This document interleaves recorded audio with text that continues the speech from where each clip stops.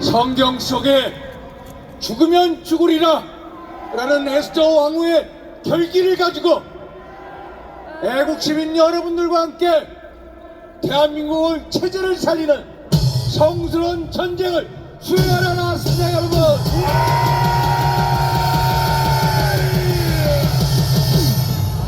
먼저 대한민국 체제 수호의 최전선에서 대한민국을 지키기 위해 노력해 주신 목사님, 성도님, 애국동지 여러분들께 다시 한번 무한 감사 인사를 올립니다. 여러분,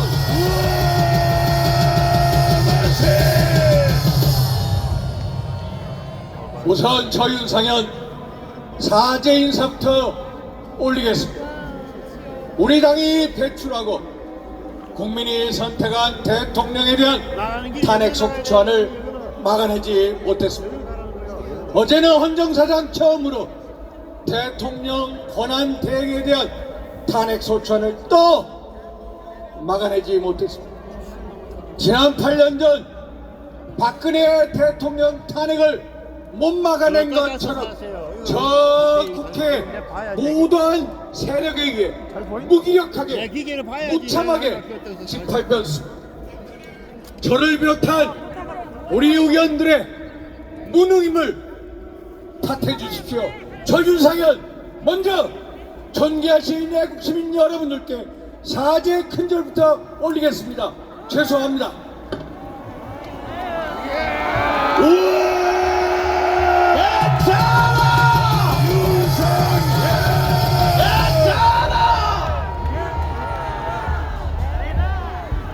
저희들이 대통령 탄핵을 반대하는 이유는 명확합니다.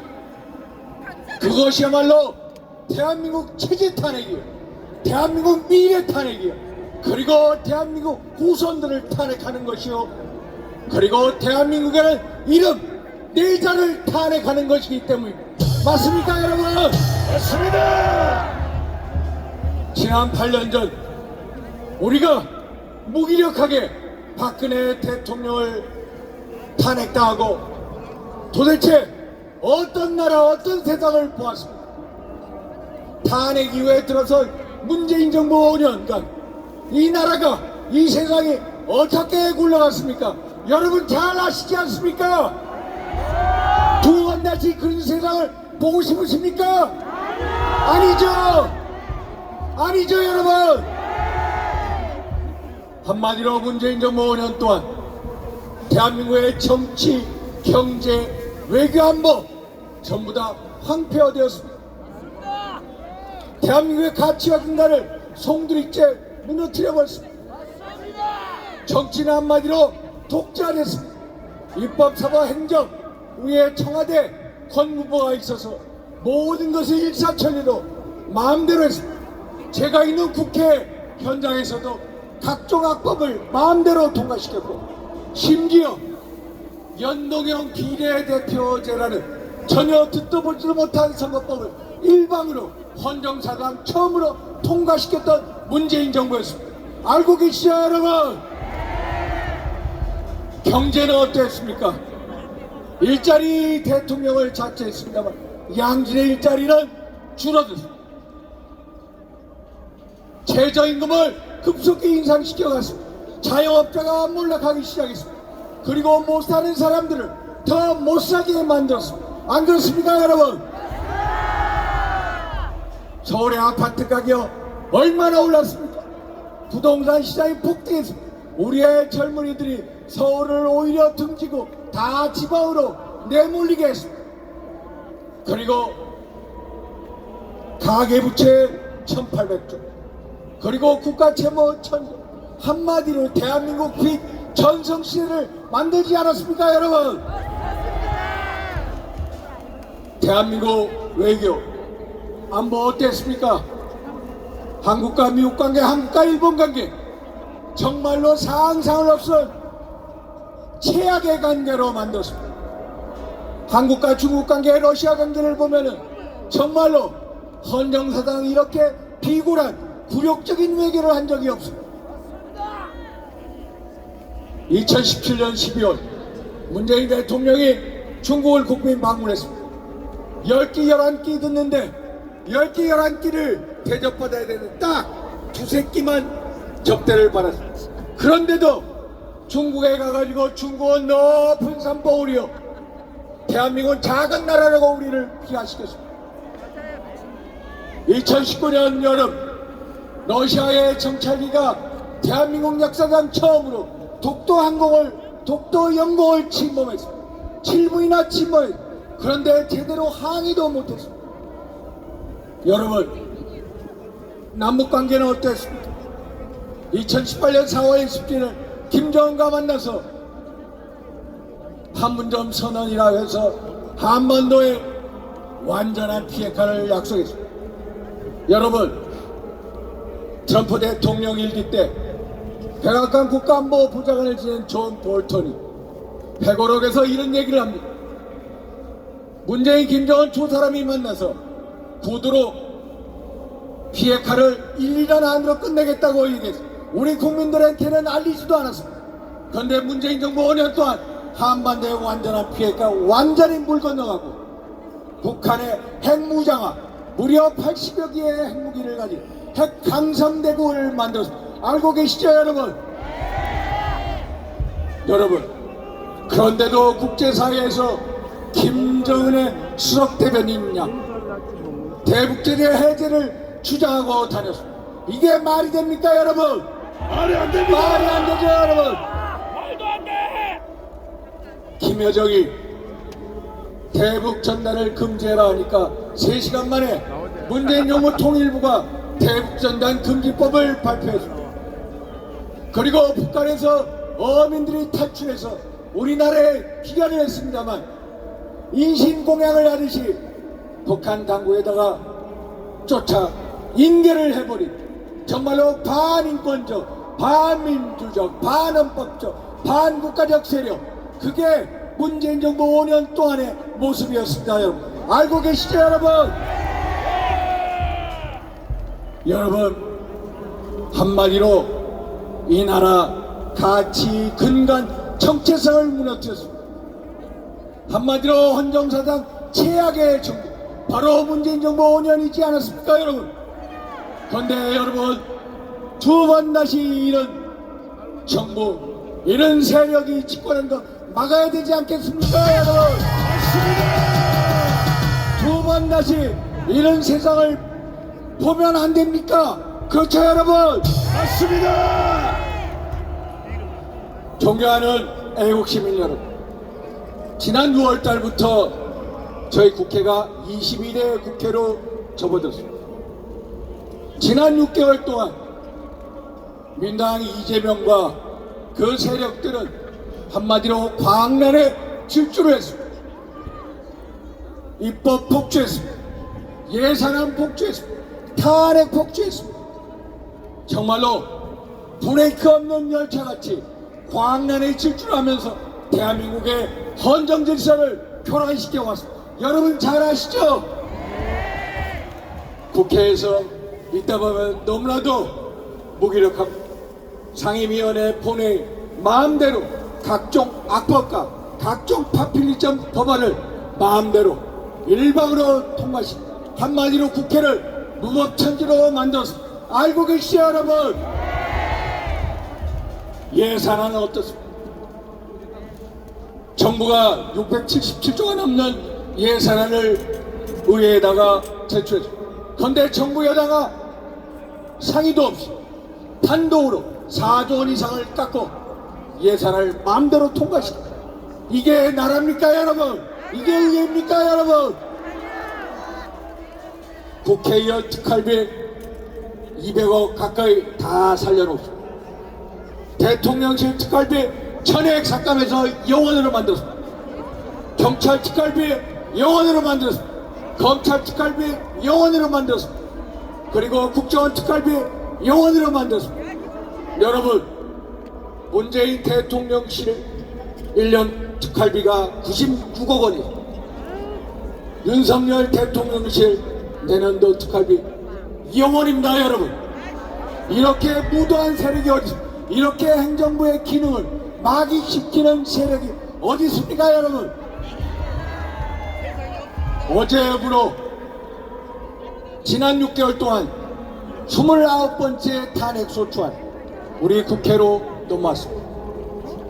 국무총리 대통령 권한대행이 헌정사상 처음으로 탄핵당했습니다. 대통령도 탄핵, 국무총리도 탄핵당, 법무장관도 탄핵당, 감사원장도 탄핵당, 방통위원장도 탄핵당, 중앙지검장도 탄핵당. 세상에 이렇게 탄핵 계엄 상태를 만든 장본인들이 누구입니까, 여러분? 알고 계시죠, 여러분?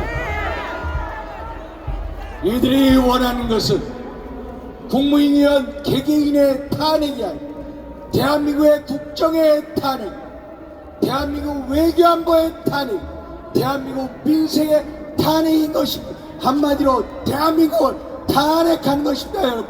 알고 계시죠? 맞습니다.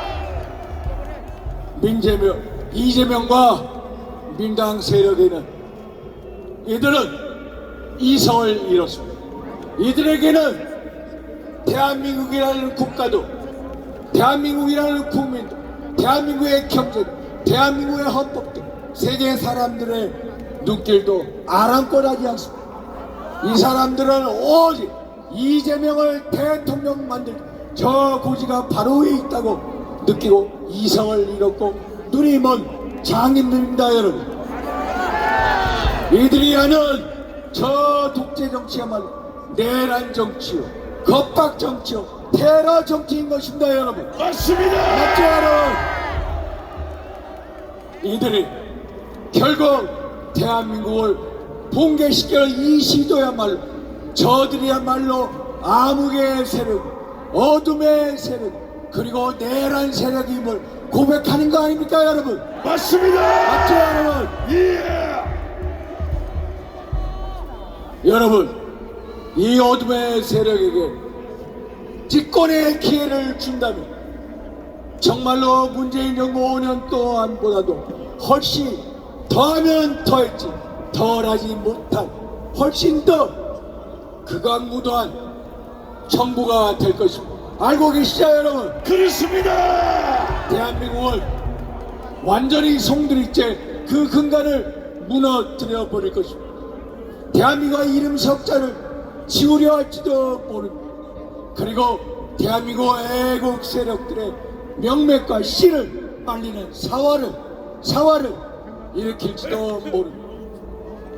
존경하는 애국 시민 여러분, 민당의 아버지가 누구입니까? 민당의 아버지, 어떻게 의원들이 어떻게 이재명 대표를 아버지라고 부릅니까? 이재명의 민당은 김대중 대통령의 민당 전혀 딴판의 정당입니다. 오직 이재명을 이재명을 위한 무일 일극체제 정당이 바로 현재 민주당인 것입니다.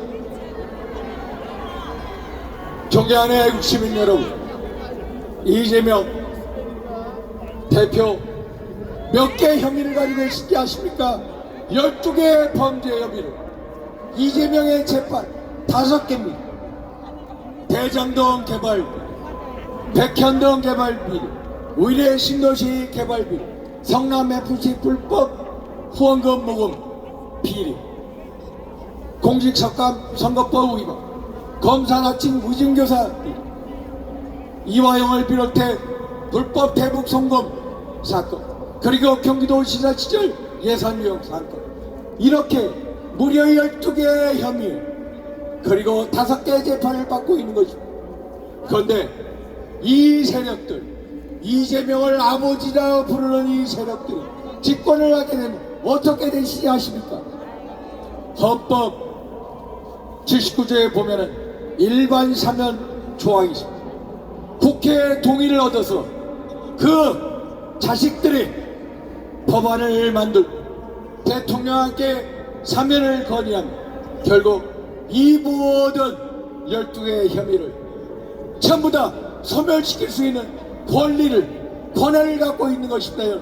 그래서 이럴 가능성이 크기 때문에 이러한 세력들이 집권할 수 있는 기회를 우리가 만들면 안 되는 거 아닙니까, 여러분? 맞습니다. 두 번 다시 어둠의 세력들이 대한민국을 운영하게 해서는 안 됩니다. 두 번 다시 어둠의 세력들이 대한민국에 활기치게 해서는 안 됩니다. 맞습니다. 그래서 저 윤상현 대한민국 애국 시민 여러분들과 함께 주사가 돼서 앞에서 앞장서서 같이 함께 하겠습니다, 여러분. 이제 마치도록 하겠습니다.